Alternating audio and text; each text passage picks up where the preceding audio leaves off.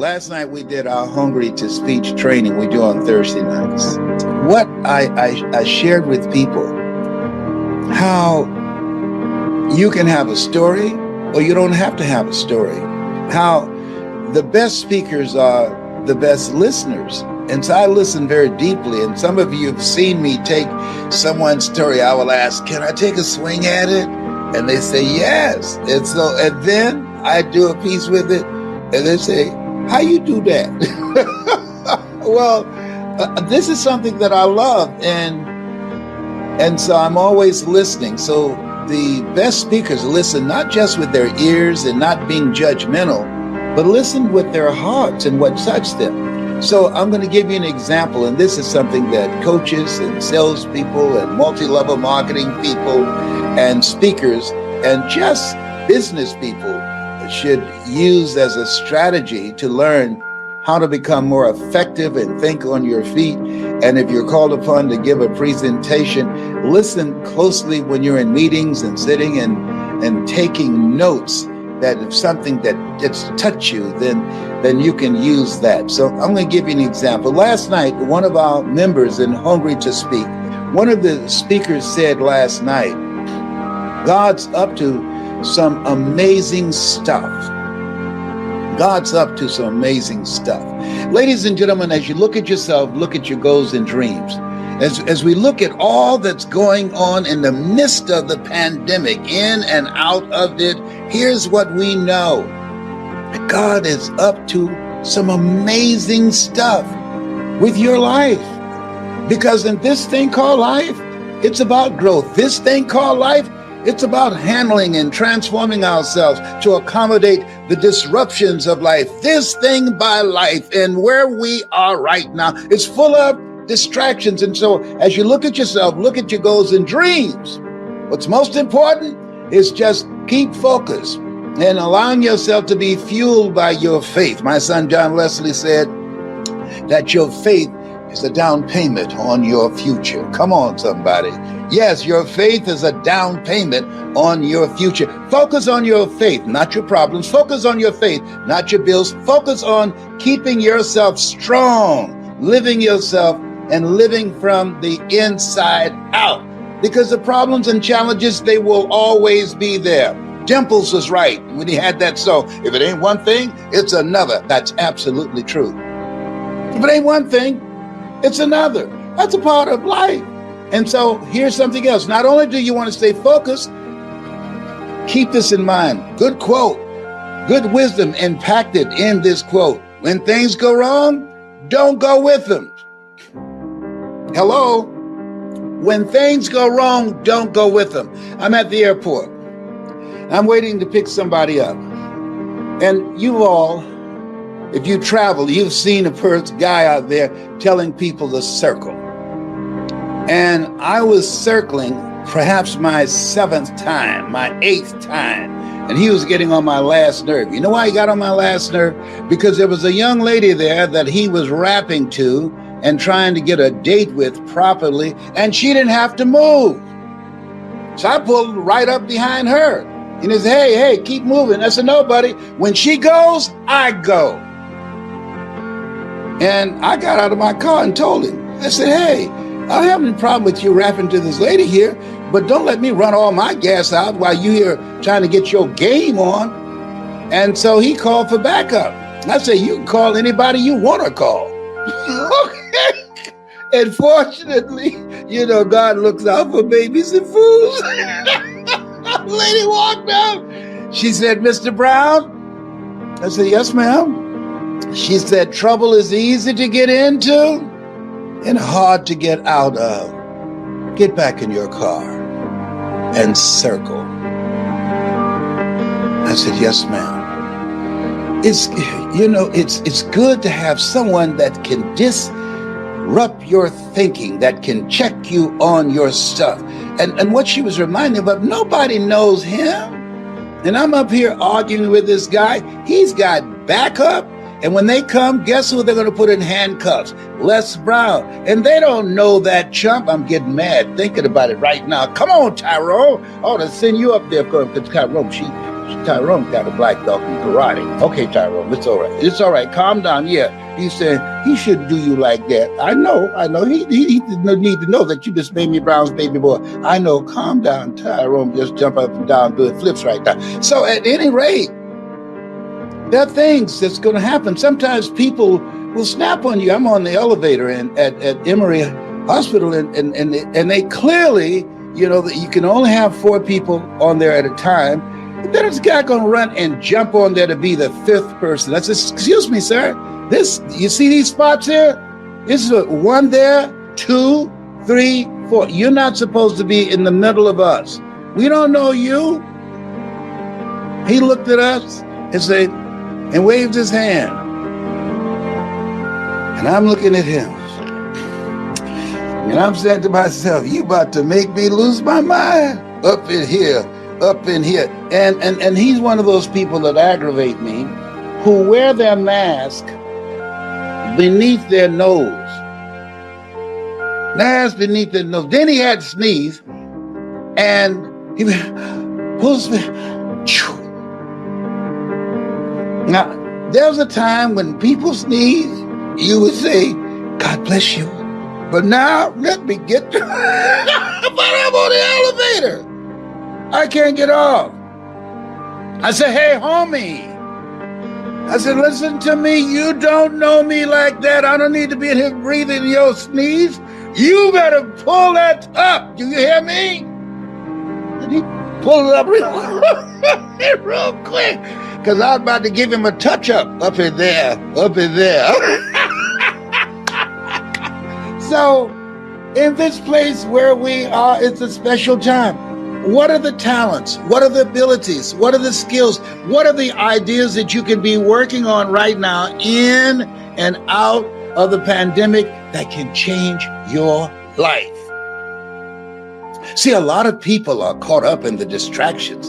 A lot of people spend all kind of TV time and internet time watching old fights and sporting events. But this is no time to be a fan. This is no time to be a spectator. Listen to me. You have something special. You have greatness in you. And I believe that we all have built-in greatness. But most people don't take the time to focus, to put in the effort and the time to develop that greatness, to discover that greatness. I'm going through an experience right now. I'm reeling. Here I am, 76. God is full of surprises. And I just laid eyes on my birth mother and father, who were born in Gainesville, Georgia. Just laid eyes on them, sort of picture. And I met 2 brothers I have that I did not know, and a sister. And when we met, we were looking at each other, and they all said, and I can hear them, he acts just like Mama. My birth mother was Dorothy Bell Rucker, and her mother, my grandmother, Beulah Rucker. They have the Rucker Museum. And they both were motivational speakers. Come on now. And people say, well, it's in his DNA. What about my 3 brothers? Know the difference? I focused on this. I developed this. I spent time doing this. See, we all have built-in greatness. And if you don't focus, if you don't put in the effort, if you don't work it, it doesn't work if you don't work it. And they have chosen their path, and that's wonderful. And I say to you, when I was spending a day with Maya Angelou, she said, it aggravates me when people say that I'm a natural communicator. Show me a natural heart surgeon. They are trained. And she's right. This time where we are, God is up to some amazing stuff. This time where we are, there's a reckoning going on. This time where we are, things are being exposed. The sheet, the curtain is being pulled back. This time where we are, we're seeing the rawness and the realness of where we are and what we've been dealing with. And it's going to take everything in you. You got to be hungry. it's going to take everything in you. Take no prisoners. So this place, God is up to some amazing stuff. And if you have this kind of mindset, that you are a miracle child, there are things that God is going to do through you, for you, as you. And have this mindset. Even if you don't have two pennies to rub together, have this mindset. Even if you're going through foreclosure, I've been through that. Even if you've had your car repossessed, they repossessed my car at my cousin's house and his car at my house. You know, I learned a long time ago, to get back on your feet, all you have to do is miss 3 car payments. Oh, behave. Hello. So listen, all that, it doesn't mean anything. What matters most, not what happens to you, but what happens in you. I was talking to Vanny last night, and sometimes you think you're going through some stuff and you hear other people's story. You say, you know what? I'm good. Vanny talked last night, and she talked about a family moving here from her country. And they used to get up at night with flashlights and look for night crawlers. Night crawlers, worms. Look for worms for several hours and put them in a can and sell them for $10 a can for people to go fishing for bait. Night crawl, 5 years, over 8 people packed in one room in pursuit of a dream, in pursuit of a better life. And she said something that was major last night. She says, do what you have to do. Do what you have to do to reach your goal, to reach your dream, to change your life. Do what you have to do. And see, a lot of people don't want to do what they have to do. You know what they don't want to do? They don't want to work, so they prefer to suffer. Commit thy works, that's internal work, and external. Commit thy works unto the Lord, and thy thoughts shall be established. In all thy ways acknowledge him, and he shall direct thy path. See, you are more than a conqueror. I'm having a hot flash right now. Oh, behave. I call it a power surge. Come on, Mickey Mouse, help me out. You know Mickey Mouse. I'm sorry to tell you this, got my little Mickey Mouse man. I'm sorry to tell you this, but I want you to know Tyrone don't like you. Why are you so happy? As Orrin Hudson would say, it's the best day of my life, and yours too. How could you say that? Because you're not taking a dirt nap. If you don't think it's the best day of your life, try missing one. Hello?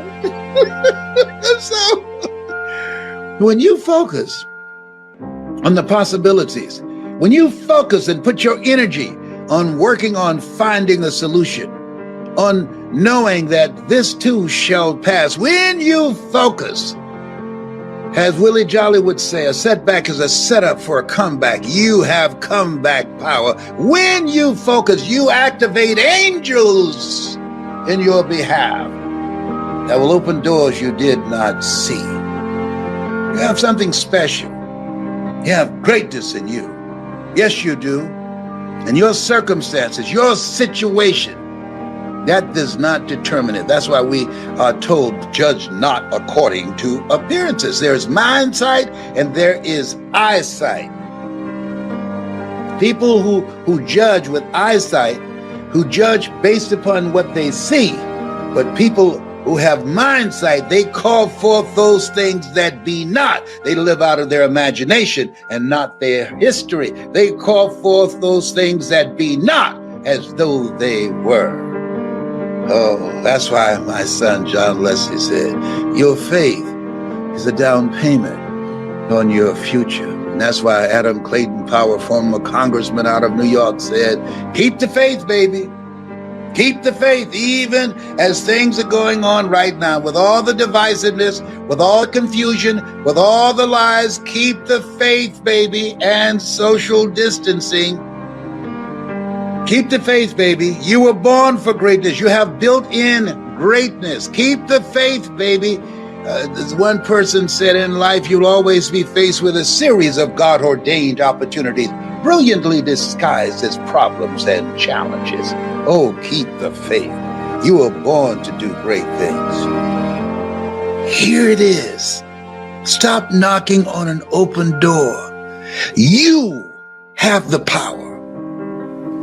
You, your voice, you, your experiences, you, your knowledge, you, the things that you have gone through. Some things happen to you and some things happen for you. You're a gold mine. Coming out of this place where we are will be millionaires, billionaires, and witnesses. And those of you that listen to me, you're going to be a millionaire or a billionaire, but you won't be a witness. You won't just be standing around saying, I wonder what happened. No. Watch as well as pray. I like what Mary McLeod Bethune says. She said, pray as if everything depends upon God, but work as if everything depends upon you. If you're ready to, if you believe that there's more in you, if you knew how to get it out, you'd have gotten it out. Come on, let's be real. Why'd you hire Mike Williams? Because I'd gone as far as I could go with the thinking and the approach that I had used. That's why I said the thinking that has brought me this far has created some problems that this thinking can't solve.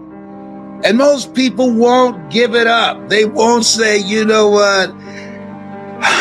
I don't know everything. The majority of people think they know everything, that everything they know right now is all that they will know. The majority of people buy a book and don't read past the first chapter. Let me tell you something. February 17th, I still read. I'm still learning. I'm still growing. I got children, I got grandchildren, and I have 5 great-grandsons, one called King 7. Hell yeah, Valentino, he was born February the 7th, just a couple of days ago. He's a bad little dude. He's coming for you. Oh, yes, he smiles at his daddy, Patrick. He's coming for you. He just looks so lovingly at his daddy. I can't wait to hold him. I can't hold him now. I can just look at him on Zoom. This is not right. This is just too much. I can't hold my great grandson because I don't want to put his life in danger, or his mother's, my granddaughter, or my son. This is different. This is so different. That's why we need to have things for our mind, have strategies for our mind. I'm encouraging you to go online and Google Les Brown speaking in the Georgia Dome and watch that speech on a regular basis. And Les Brown speaking It's Possible, and Les Brown and Miles Monroe. Watch those and listen to those on a regular basis and getting unstuck. Stuff, power for your mind. And for those of you that want to use the computer to bring your personality out, because you have the opportunity now. It's a level playing field. Everybody's got to do it from here. Everybody, you can order food. I mean, you don't have to leave your house. You can just pick up a phone. Instacart, I think they call that thing. They'll deliver it to your door. You just wait until they leave. And then you get your Lysol to go out and spray it and drag it in the house. This is a different place. Now, some people don't go. They don't care. They go out. I ain't going nowhere. No, not at all. No. I'm fine right here. Oh, boy.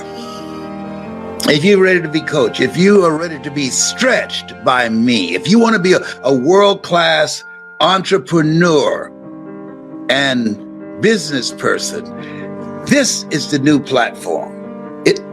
Everybody's got to operate from here. Everybody. You want to invest in yourself. That's what I did. You want to develop your personality so you can get through there. It's not enough just to share information. You put me up against anybody. They can have PhD, MBA, or CB stands for cornbread. That's me.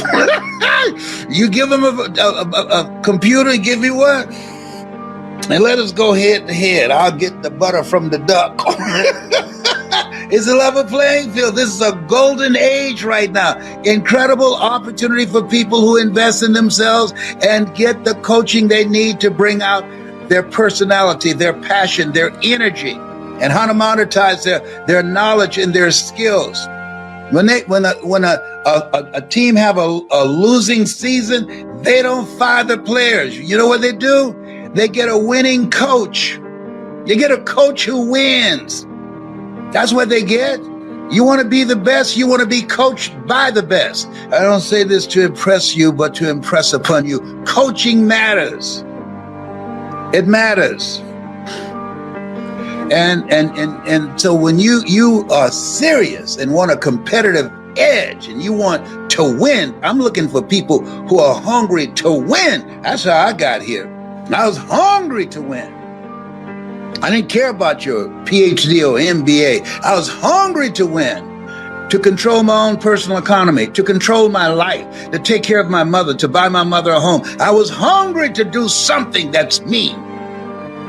It's me. I got tired of being fired. I'm not mentally fit to work for somebody for the rest of my life. There's some people that are. I remember a guy that I hired as my consultant. I'll never forget when I went to the city where I went to see him and spent a whole day with him. And he looked at me with amazement. And his wife said, when I left that day, he stopped me at the door and he said, "Thank you for turning to me as a consultant to train you how to speak and address corporations." He said, "But you know something, Les?" I said, "No, I wouldn't hire you." I said, "Why? I have an MBA. You think if it were in fact possible to speak to corporations around the world, I got an MBA, you think I would be working on this job where I'm working 65 to 70 hours a week? You think I don't have anything else to do with my time?" He said, "I'm just telling you, I got the check. I'm just telling you, you're wasting your time. They're not going to hire you." I said, "Thank you." He said, "You ought to give this up, man, and try and find a job in another city as a disc jockey." I said, "Man, that's behind me. I'm not looking back. I want to do something different with my life." And Mike Williams is with me. And his wife said, the two of them went to the window, looking out the window as I was getting in my car.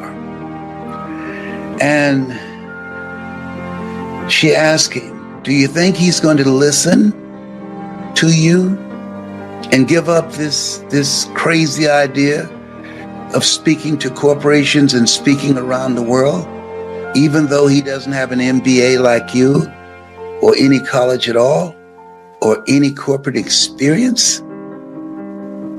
And he said, to his credit, he said, "No." And she was stunned. She said, "Why? I thought you were very convincing. Why? He believes in you and what you say." And he said, he doesn't know enough to know that he can't do it. And so he's going to go forward. He's going for it anyhow. See, sometimes you've got to be intelligently ignorant. You don't know what you can't do. According to the laws of aerodynamics, a bumblebee isn't supposed to fly because its large body cannot be held up by its little puny wings. But the bumblebee doesn't know it. Sometimes you've got to be intelligently ignorant. Lean not unto thine own understanding. There's some things that does not fit within the realm of logic and reasoning and being practical. That's why we're taught to judge not according to appearances. You got greatness in you. Don't you judge yourself based upon your failures, based upon your past, based upon the stuff you've gone through. No! Greater is he that's in you than he that's in the world. No! You were born to do good stuff. No! You are more than a conqueror. And if life knocks you down, try and land on your back, because you can look up, you can get up. If you're ready to get back up and control your own economy, if you're ready to get back up and control your own life and be your own boss, and let me show you how to do that. I can hook you up. Oh, he's on fire. Oh, behave. Whatever. Better must come. As Althea Grant said. I want you to say that to yourself. You're going through some stuff right now. I want you to say, better must come, in a voice of defiance. She was under her aunt's bed, and her aunt treated her like dirt. Her mother dropped her off and then let her know, I'm leaving the country, and left her with an aunt that treated her like nothing. And she heard a song called Better Must Come, and that was the mantra that kept her from losing her mind. Sometimes we need something that we can hold on to, something in spite of our situation, something in spite of the abuse, something in spite of the cruelty, something in spite of the hopeless situation that we find ourselves in, that we can hang on to and say, better must come. Better must come. What transformed you from Les Brown working for Amway to Les Brown, the motivational speaker? Like, what was that transition point, and why? Because people started paying me.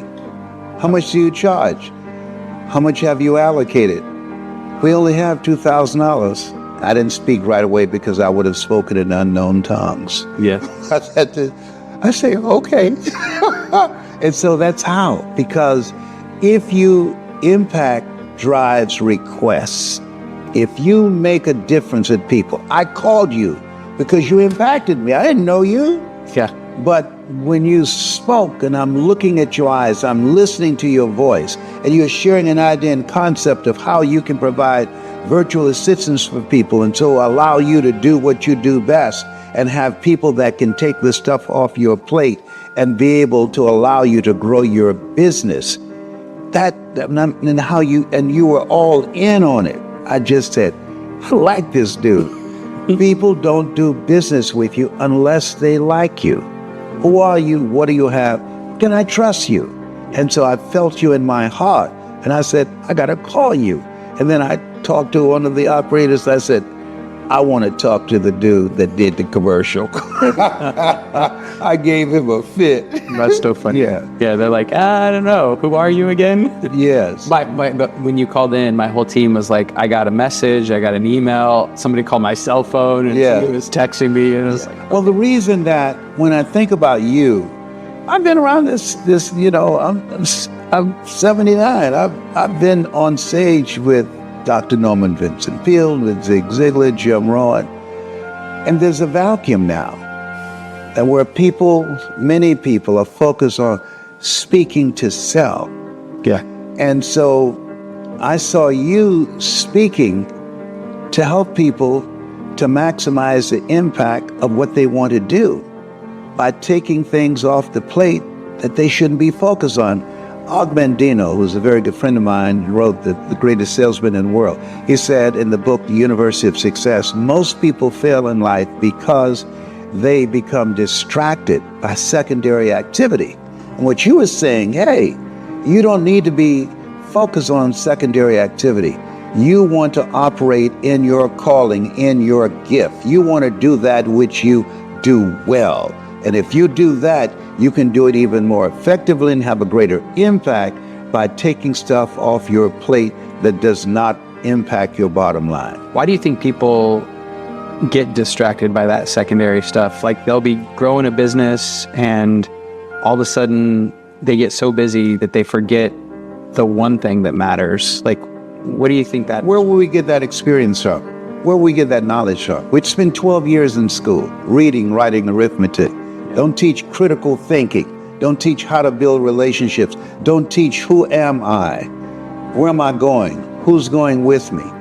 Does not teach self-reflection. Where are we going to get that? You think that we are not aware of that should be a part of the curriculum? And it's not, because school is designed 12 years to prepare you to go out and to get a job, the journey of the broke. And so that program is gone now. It's a different place. And so people now have to reinvent themselves. People now have to upgrade their skills. People now have to do what Peter Drucker talked about. He said that we must be willing to unlearn, because the things that we know, the things that we've learned won't serve us now. We got to be willing to unlearn, learn, and relearn. This is where we are right now. And we have to do that continuously. Otherwise, artificial intelligence will leave us behind. And most people don't know that. It's common sense, but not common practice. So what you're doing in introducing, you have to educate people and create the thirst, because most people don't understand. Why would I need a virtual assistant? They don't understand that. I should have had it a long time ago, but I was trying to do it with my family, and I realized that you can have family members that's in the business, but the business is not in them. Yeah. And that cost you. And I had periods where I had somebody embezzle over $400,000 from me, and I made a very bad mistake. I gave a person a position who was nice, who was honest, but did not have the skill set. So my volume of impact of $5 million dropped dramatically to $1,600,000, because I spent a long time playing not to get hurt. I wasn't in business at this time to win, because I got hit, because somebody that I trusted, somebody that I believed in, embezzled money from me. And I said, this is not going to ever happen to me again. I'm going to hire somebody that I can trust and that will have my back. But they didn't have the knowledge, the skill set, and the mindset to be an asset to me, to take me to the level that I wanted to go. I had to agonize many nights over not breaking down and calling this guy and saying, look here, I'm sorry, I'm fired you. I know you took my money, but can you next time just don't let me find out? I mean, so many nights I wanted to call him and say, I'm sorry. But I had to figure it out. Yeah. And get some other strategic partners. But when you're on the road, and I was speaking sometimes 5-6 times a day. Wow. Where you go into a city and you speak for a breakfast, then you speak at lunch, then you speak in the afternoon, then you speak at an early dinner, and then I'll be the closing speaker, because we will have 2 to 3 areas geographically where things are going on. Yeah. And I was doing this tour called Millionaires in Training. Donald Trump was a part of it. Oh, wow. Yeah, and so I was the closing speaker on those events. And so I'll never forget the last one I did. And when Donald Trump showed up at lunchtime, people just packed the room. Big. And so when he finished, there were people just following him to leave. So I said to the promoter, he said to me, I don't think anybody's going to be here this afternoon. Do you still want to speak? I said, yeah. I said, can I have the microphone now? He said, yes. I said, excuse me, while you're running out to talk to someone who had an allowance of $5, at age 5, of $300,000, who had a father who financed everything he did. You want to smell his breath. You want to follow him. Unless you got that kind of allowance on a monthly basis, unless you've got a father that's got that kind of money, unless you have that, go ahead and follow him. Mm-hmm. I've made my first million. Perfect. I only want to speak to the people here who's ready to make their first million and not looking to be around a celebrity, but learning the techniques and strategies on how you can bring out the millionaire in you. And they turned red in the face and they came back in the room and sat down. I said, okay, because they looked at me and said, damn, if he has made his first million in 3 years, why haven't I made mine? That's right. And so they came and sat down. So I was able to retain the audiences and close out in a standing room only. I love that.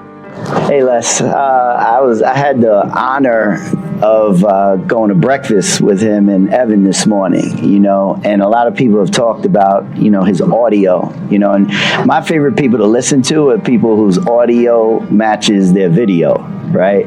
Like who they're being. And one thing that stood out, there were people who would we were leaving, they wouldn't let them leave, just come up to him, and I just watched. And I watched how you treated people. And when you talk about coming from the heart reaches the heart, it really occurred to me that you make the people you're with feel like they're the most important person in the room. And that was such a great, I just want to acknowledge you for that, because it was more powerful than anything you said. And he was dropping jewels, y'all. He was dropping jewels.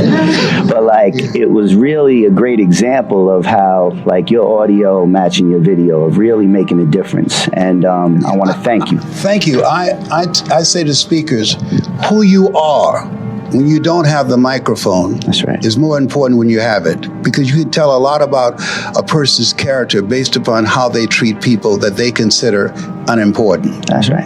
Okay. Yep.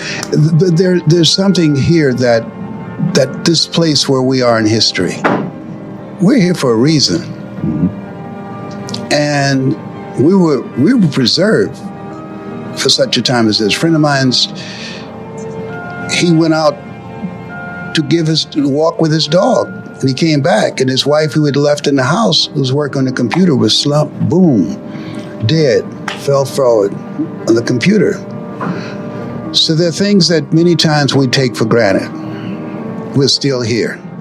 And I believe that you were chosen. As much as you have chosen this work, you were chosen for this work. There's some of you that there are people in your world, they really don't know you, even though they might be family or close.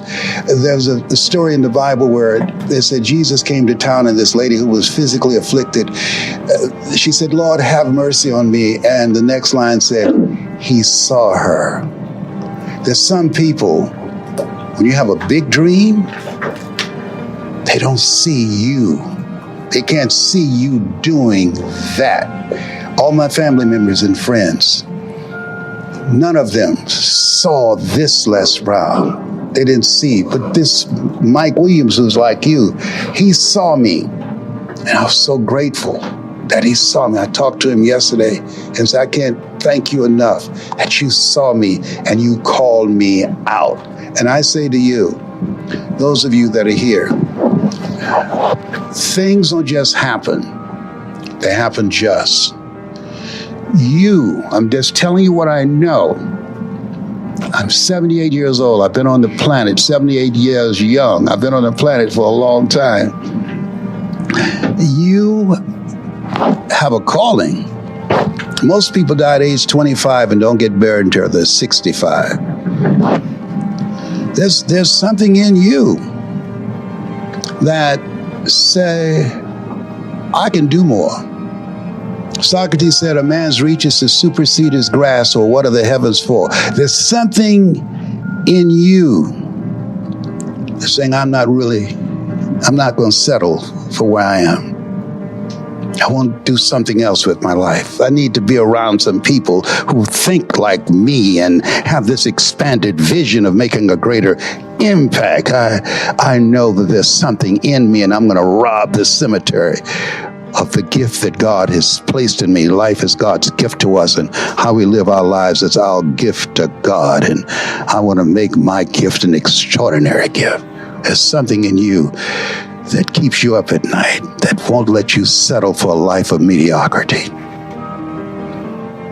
That's my story, and I'm sticking to it. As you are such a powerful speaker, you spoke about powerful speaking. How did you become such a powerful speaker yourself? Well, people say that I'm a powerful speaker. I think I'm a much more effective speech coach. But I study. I believe that as you look at yourself and you have the sacred opportunity to speak to audiences, to inspire them, because at the end of the day, when we speak to an audience, there are three things that we want to accomplish. We want to change their collective thinking. That's number one, and how they see themselves and the story they believe about themselves. The second thing is that our goal is to not only change their thinking, but to broaden and to expand their vision of what's possible in their lives. And the third thing is to inspire them to become, as Mother Teresa would say, to become a pencil in the hand of God and start writing a new chapter in their lives. And so I think that what people admire me for, and why I received the highest award from the National Speakers Association and Toastmasters International Golden Gavel Award, and was selected among the top 5 speakers in the world. I think what they admire me for is the impact that I've made with audiences, achieving the objectives that I just talked about. Because when people hear you speak, the golden objective is for them to leave there feeling better about themselves and talking about the experience that you created for them to get that vision of themselves. Oliver Wendell Holmes said that once a man or woman's mind has been expanded with an idea, concept, or experience, it can never be satisfied to going back to where it was. And my goal is to, when I speak to an audience, is never allow them to be comfortable with living a life of mediocrity, of being comfortable with being average. People who are living a level of being average, those individuals are going through life doing the things that they feel that they need to do. But when you're an entrepreneur, you're living from a place of responsibility. You go through life doing the things that you are called to do, that you see yourself answering the calling on your life, doing those things that create value for people, that will make a difference in people, and that will leave a legacy. How many of you, since you've been here, you have gotten some value that will impact your life personally and your bottom line? Raise your hands, please. That's what I mean. It consists of the wills and the will nots. In order to be successful, you must be willing to do the things today. Invest in yourself, get some coaching. In order to be successful, you must be willing to do the things today. Develop strategic relationships with people that you can learn from, that others won't do. In order to have the things tomorrow, others won't have. You're investing in yourself. You're coming here, flying here, driving here. You're taking the time to learn new strategies and how you can offset the competition. Makes you different. You're uncommon. One great American said, "I choose not to be a common man.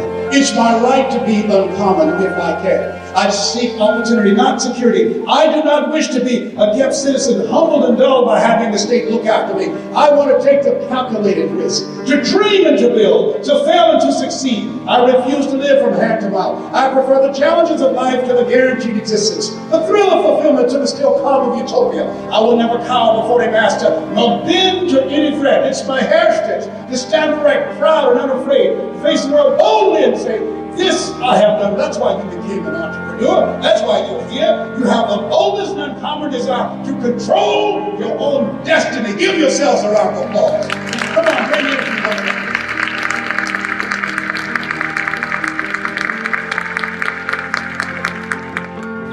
How do you get ready for an important speech? Well, one of the things that I teach in terms of preparation for a speech is find as much about the audience as possible. Who are you going to speak to? Do what I call communications intelligence.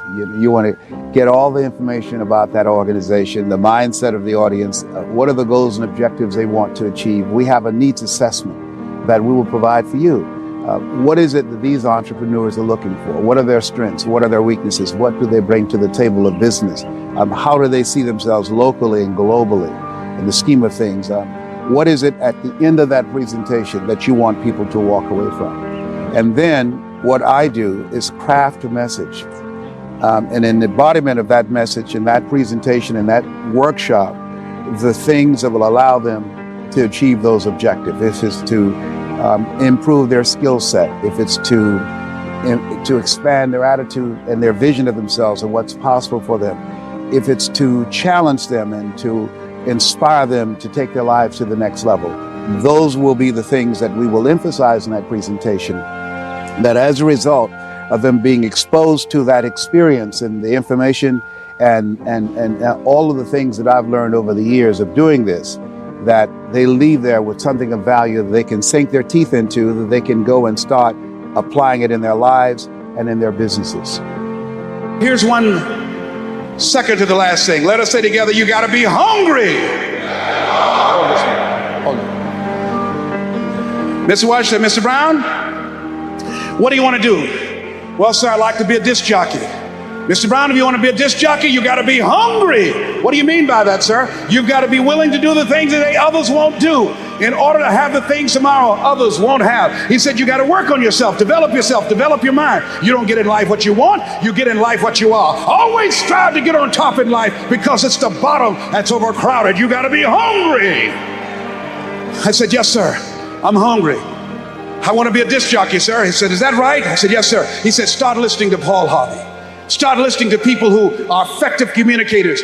Be conscious of what you're saying and how you're saying it. Because how you express yourself, once you open your mouth, you tell the world who you are. See yourself as a radio disc jockey. Start working to get sponsorship. Start creating the radio format that you want. Start developing your personality. I said, wait a minute, sir. I said, I want to be a disc jockey. I don't have a job yet. And then he quoted Whitney Young. He said, it's better to be prepared for an opportunity and not have one than to have an opportunity and not be prepared. You got to be hungry. So I started working to develop myself and developing my communication skills. I expected to have a radio program, so I created my formats. I started learning how to write commercials and do jingles. And then I came to him one day. I said, okay, Mr. Washington. He said, okay, Mr. Brown, remember, you've got to be hungry. You don't have a college degree. You have no journalism. You have no broadcasting. This is a very crowded field. It's very, very competitive, Mr. Brown. You're going to face no and rejection every day. But if you're hungry enough, the world will make a place for you. So I went to apply for a job on Miami Beach to Milton Butterball Smith, the program director. Hello, Mr. Butterball. How are you, sir? My name is Les Brown, sir. I like to be a disc jockey. You have any journalism in your background? No, sir. You have any kind of broadcasting experience? No, sir, but I've been training myself, sir. Let me audition for you. Let me show you how good I am. He said, I'm sorry, we don't have any job for you. I was discouraged. I went back and I told Mr. Washington. I said, Mr. Washington, they said no. He said, don't take it personally. Most people are so negative, they have to say no 7 times before they say yes. He said, you got to be hungry. Go back again. I said, yes, sir. Hello, Mr. Butterball. How are you, sir? My name is Les Brown, sir. I like to be a disc jockey. Weren't you here yesterday? Yes, sir. Didn't I tell you no yesterday? Yes, sir. Then why are you back today? Well, sir, I didn't know whether or not somebody was laid off or somebody was fired, sir. No one was laid off. No one was fired. I came back the next day. Hello, Mr. Butterball. How are you, sir? My name is Les Brown, sir. I like to be a disc jockey. I know what your name is. Weren't you here the last 3 days? Yes, sir. Didn't I tell you no the last 3 days? Yes, sir. Then why are you back today? Well, sir, I didn't know whether or not someone got sick or someone died, sir. No one got sick, no one died, no one was laid off or fired. Now, don't you come back here again. I came back the next day talking loud, looking happy, like I was seeing him for the first time. Hello, Mr. Butterball, how are you? He looked at me with rage. He says, go get me some coffee. I said, yes, sir.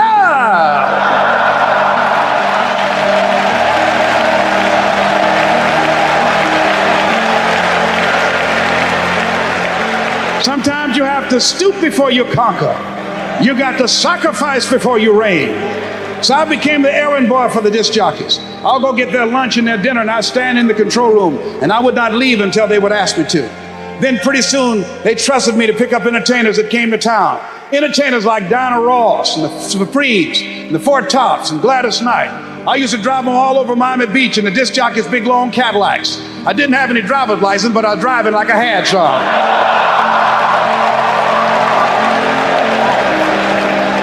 Then one day, I was at the radio station, and a disc jockey by the name of Rockin' Roger was drinking while he was on the air. He was slurring his words.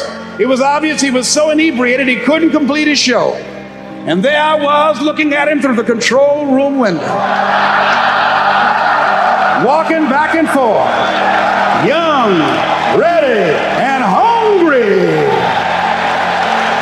I was saying, drink, rock, drink. Drink, rock. I'd I'd go to get him some more if he'd asked me to. Then pretty soon the phone rang. It was the general manager, and I answered the phone. I said, hello? He said, young boy, this is Mr. Klein. I said, I know. He said, Rock can't finish his program. I said, I know. He said, would you call one of the other DJs in? I said, yes, sir. I hung the phone up. I said, now he must think I'm crazy. I called my mama and my girlfriend Cassandra. I said, y'all come out on the front porch and turn up the radio. I'm about to come on air.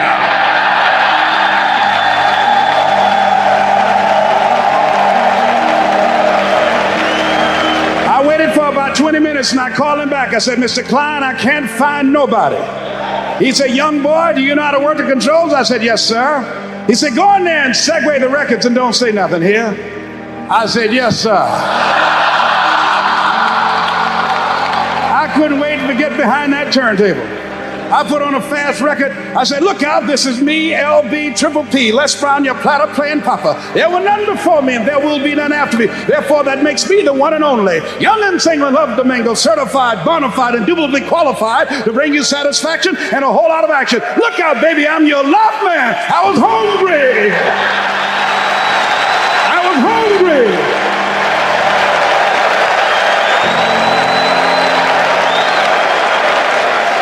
Shake somebody's hand on your right and left and say, you gotta be hungry.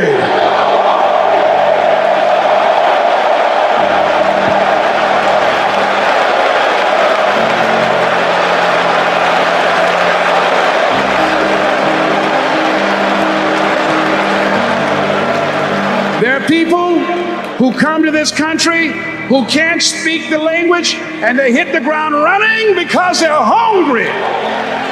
The people that are hungry are willing to do the things today others won't do. In order to have the things tomorrow others won't have. The people that are hungry are willing to make it okay to fail. They're risk takers. The people that are hungry are willing to reinvent themselves, to develop themselves. They know you don't get in life what you want, you get in life what you are. The people that are hungry have goals and practical steps that they engage in day and day out.